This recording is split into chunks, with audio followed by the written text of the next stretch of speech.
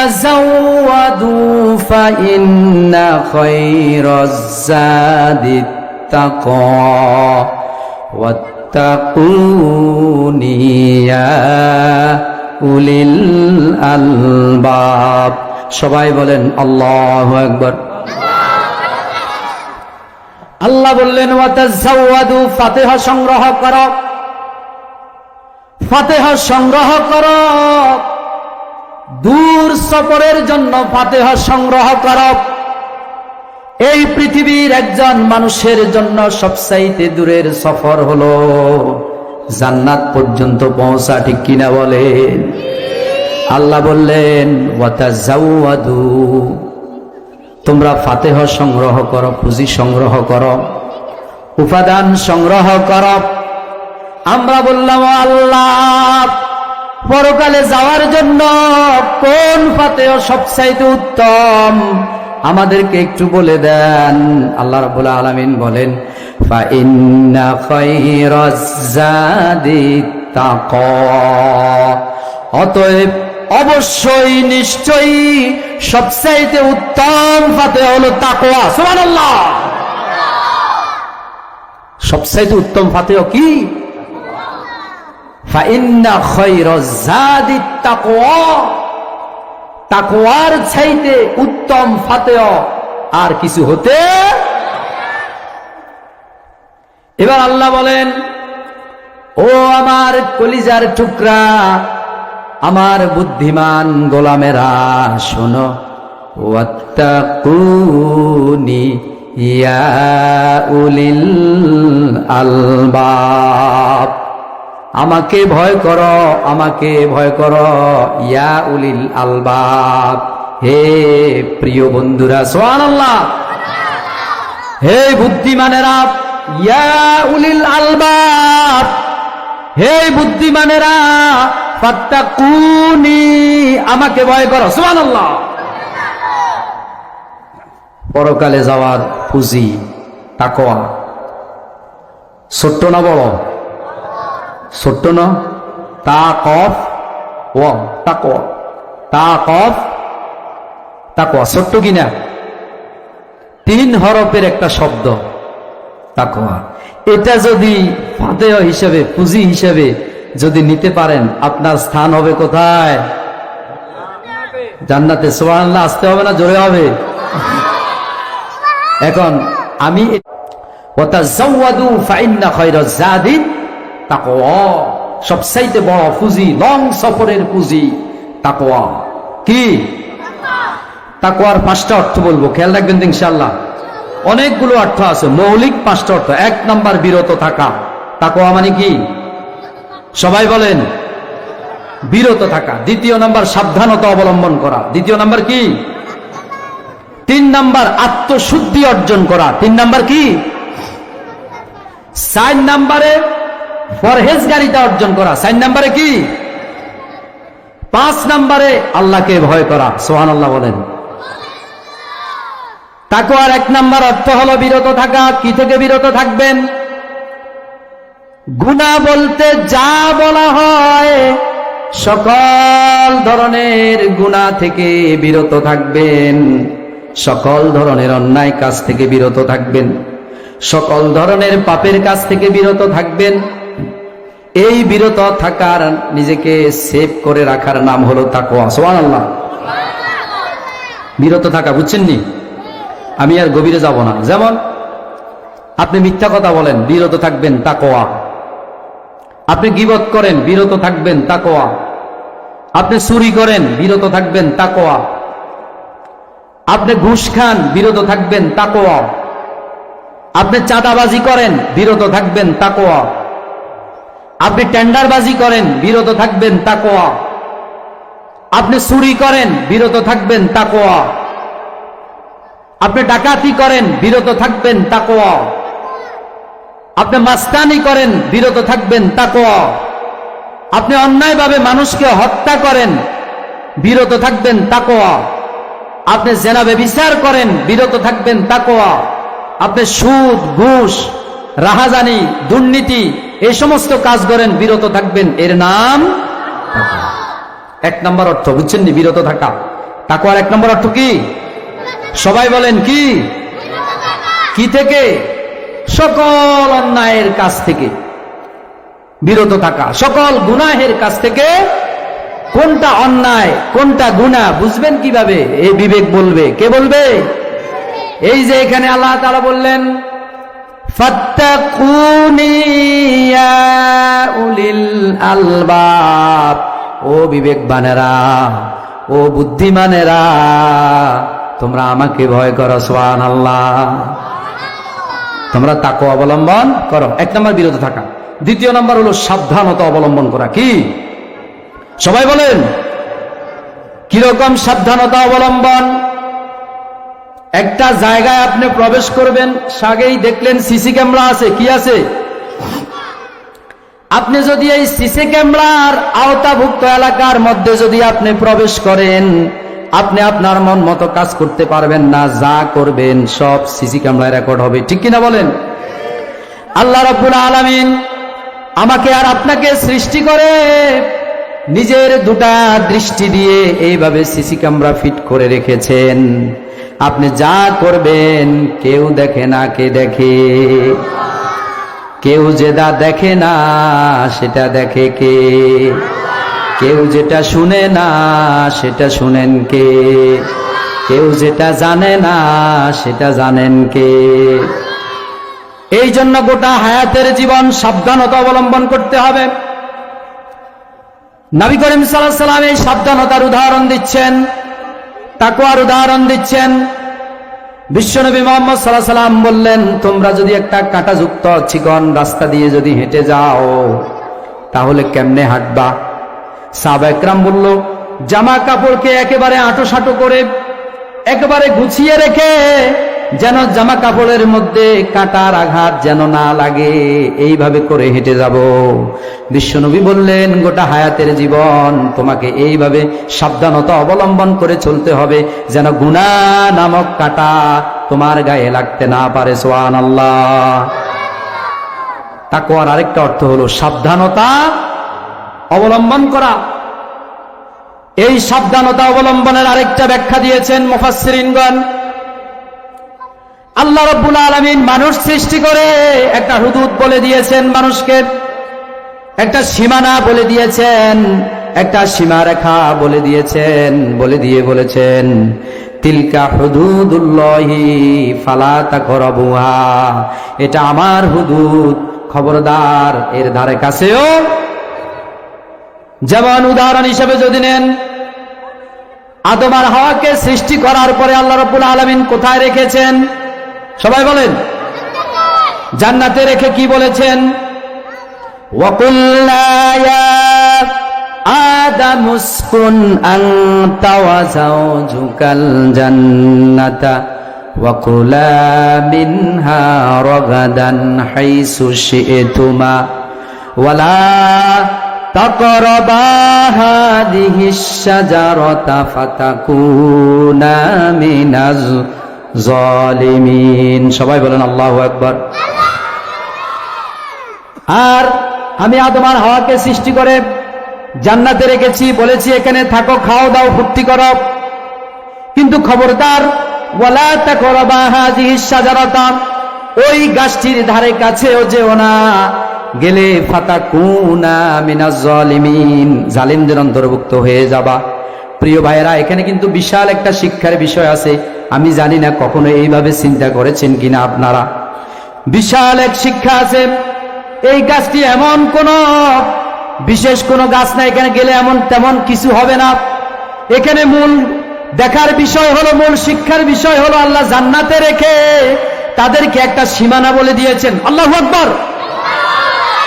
একটা সীমারেখা বলে দিয়েছেন, একটা বাউন্ডারি বলে দিয়েছেন।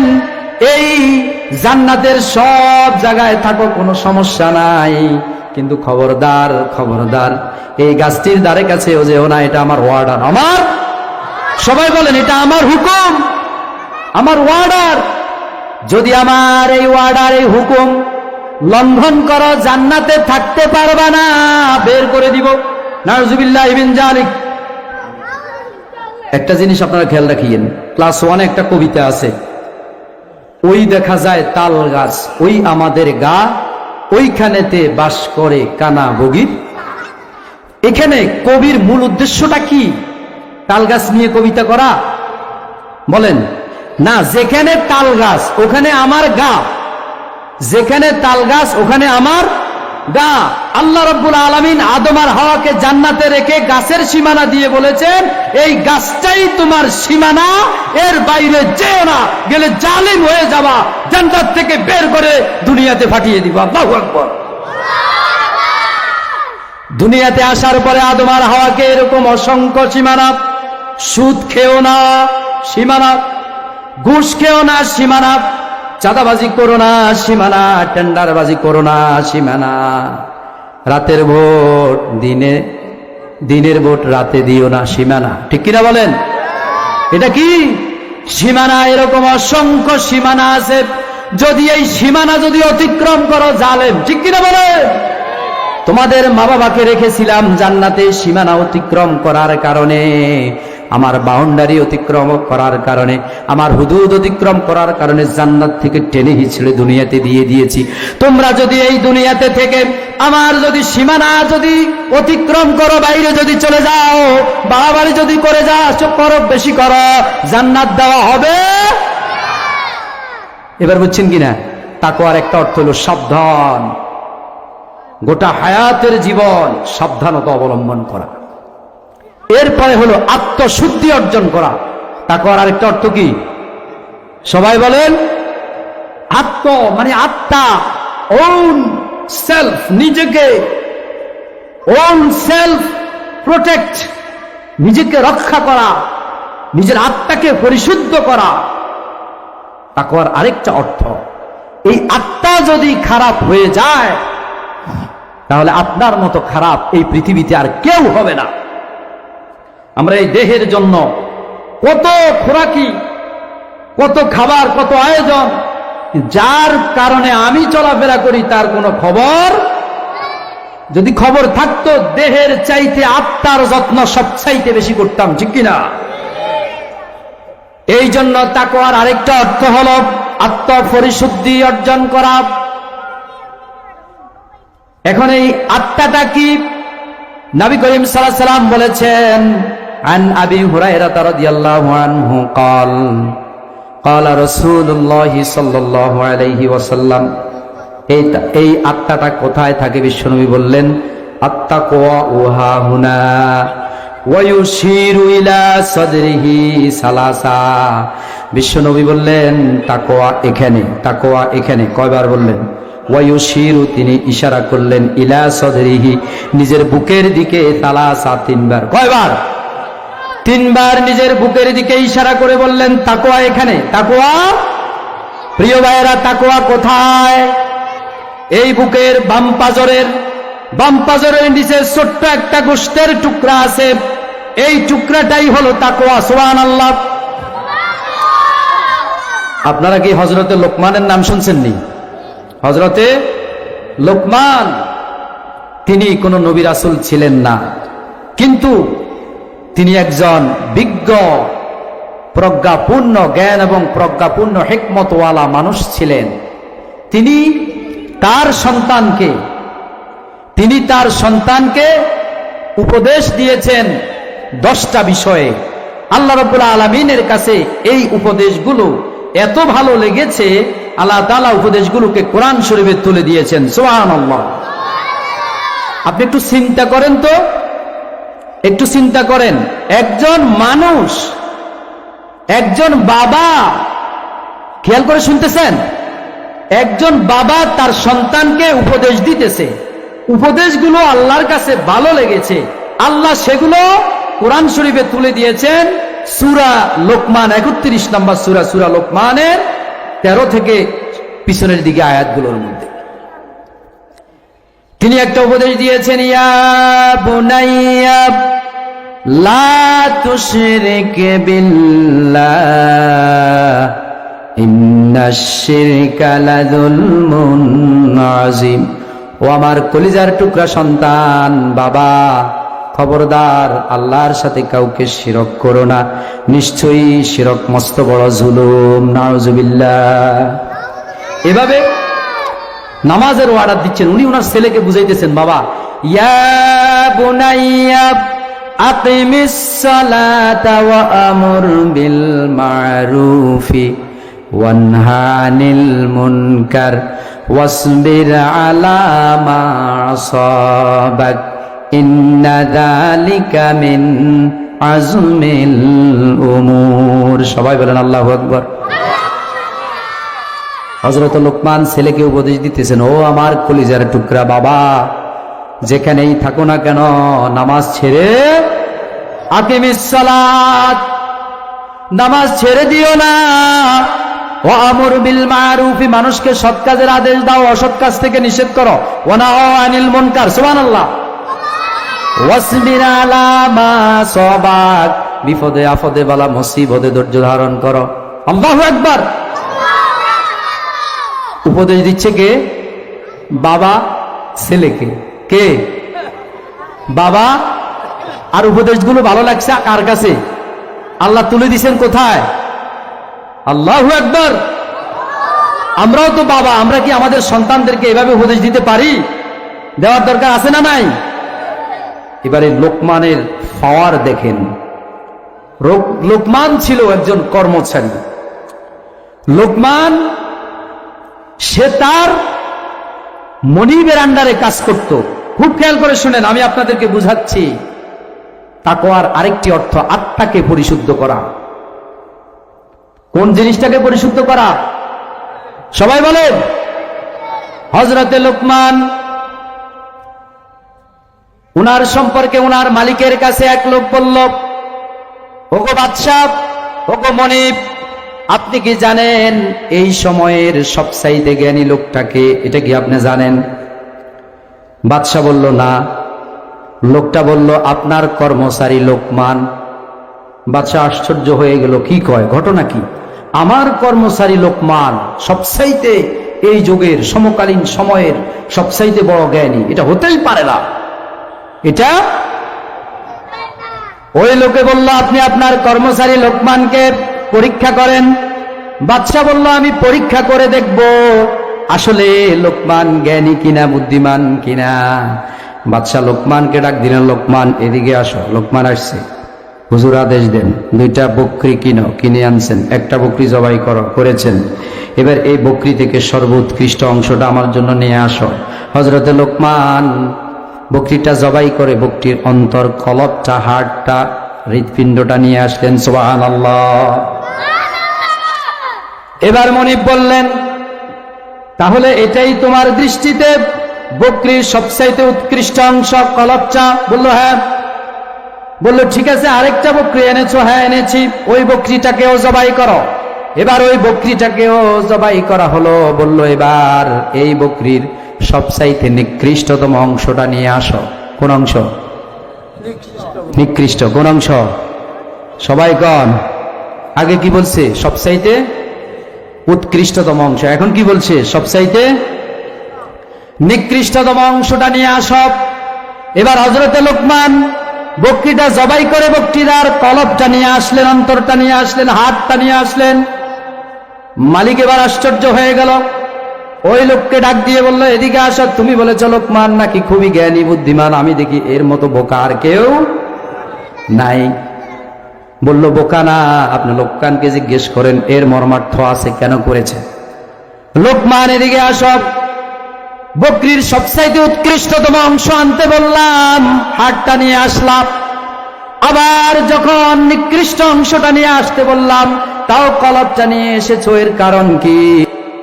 হযরত লোকমান জবাব দিল, ওগো মনিব, একজন মানুষের যদি অন্তরটা ভালো হয়ে যায়, মানুষটা হয়ে যায় উৎকৃষ্ট মানুষ। সুবহানাল্লাহ।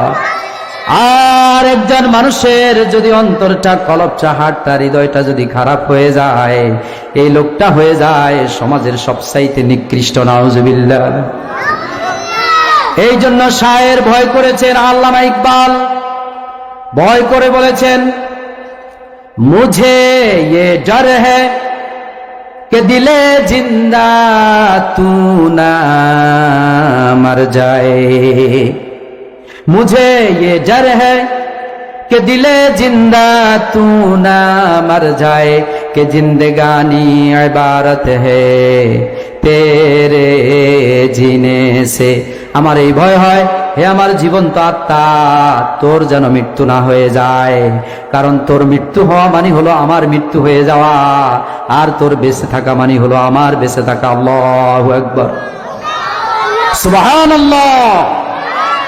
এই আত্মা, এই জন্য তাকওয়ার আরেকটা অর্থ হলো আত্মাকে পরিশুদ্ধ করা। রাজি আছেন না আত্মাকে পরিশুদ্ধ করতে? রাজি আছেন? দেখেন আল্লাহ রাব্বুল আলামিন কি বলছেন, আল্লাহ রাসূল সাল্লাল্লাহু আলাইহি সাল্লাম কি বলেন, কি চমৎকার কথা বলেন।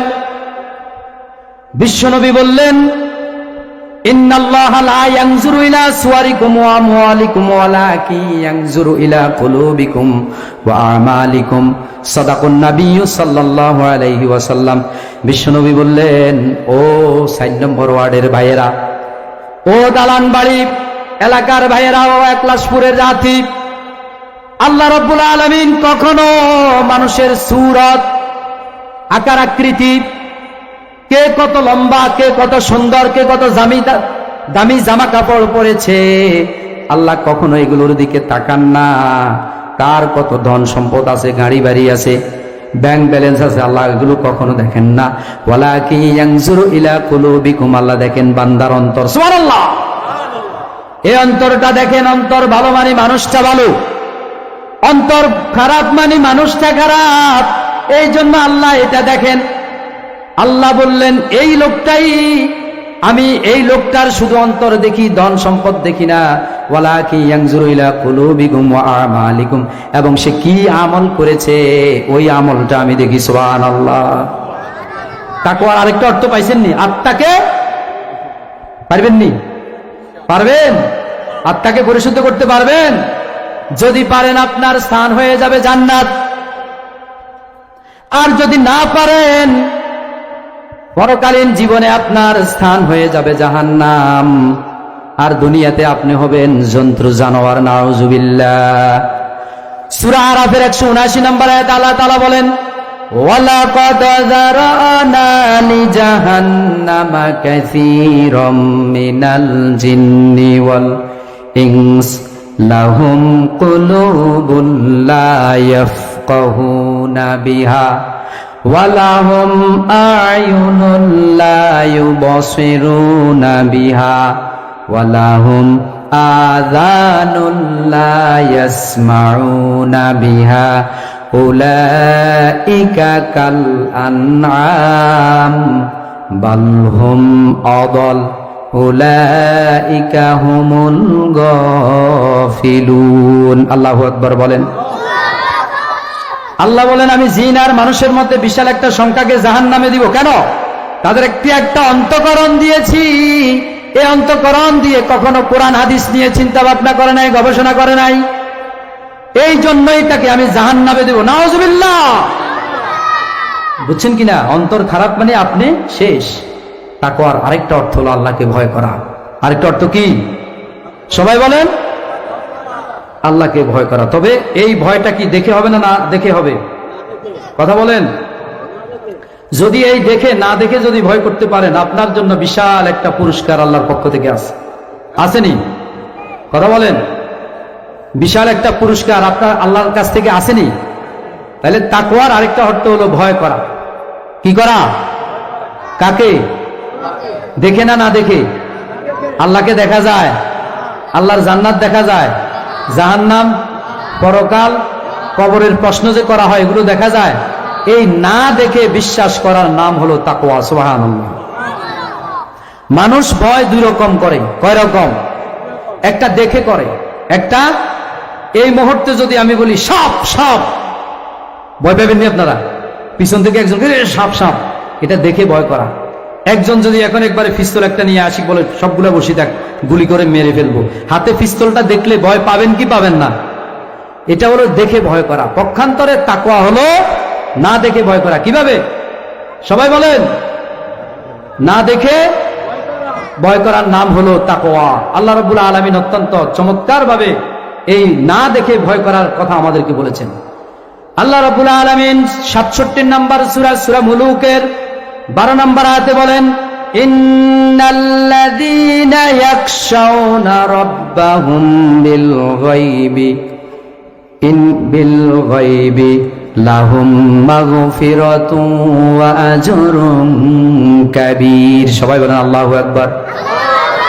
আল্লাহ বললেন নিশ্চয়ই আল্লাহকে, ইন্নাল্লাযীনা ইয়াখশাউনা রাব্বাহুম বিল গায়বি। গায়ব মানে কি? অদৃশ্য। গায়ব মানে কি?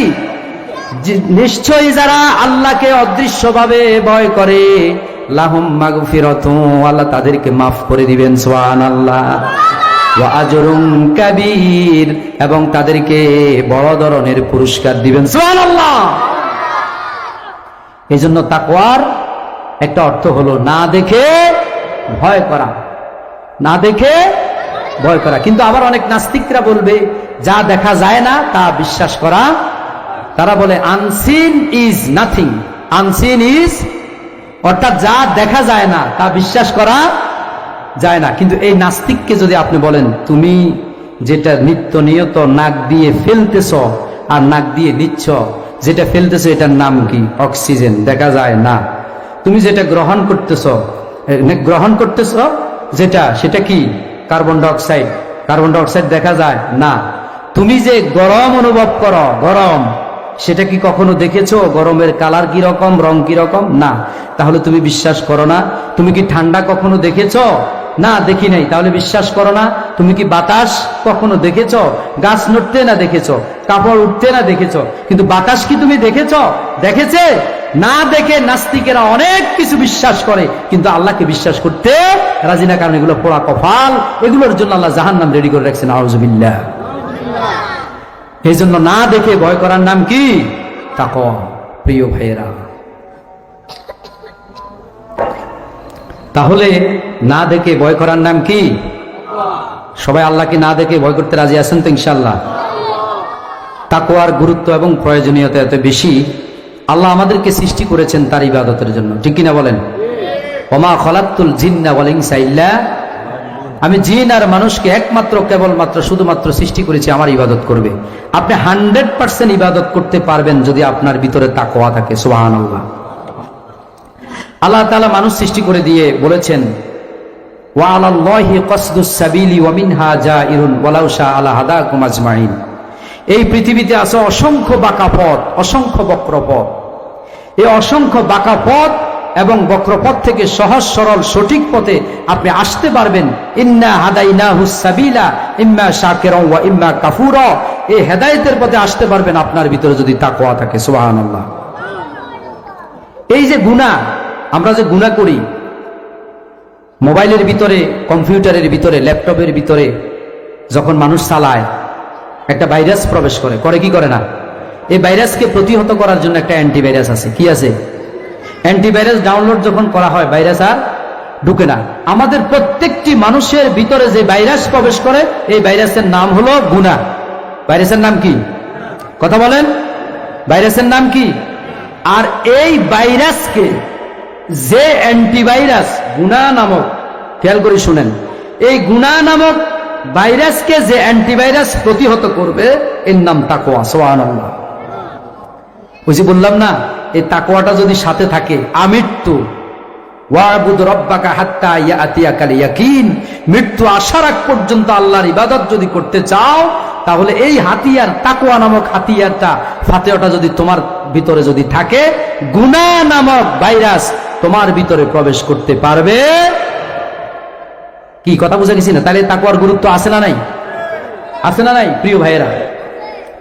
আর একটা জিনিস খেয়াল করিয়েন, একজন মানুষ যখন ঈমান আনে, মুমিন, পরিচয় কি? মুমিন। যখন একজন মানুষ ইসলাম ধর্ম গ্রহণ করে, তার পরিচয় কি? মুসলমান। একজন মানুষ যখন নেক কাজ করে, তার পরিচয় হলো মুহসিন।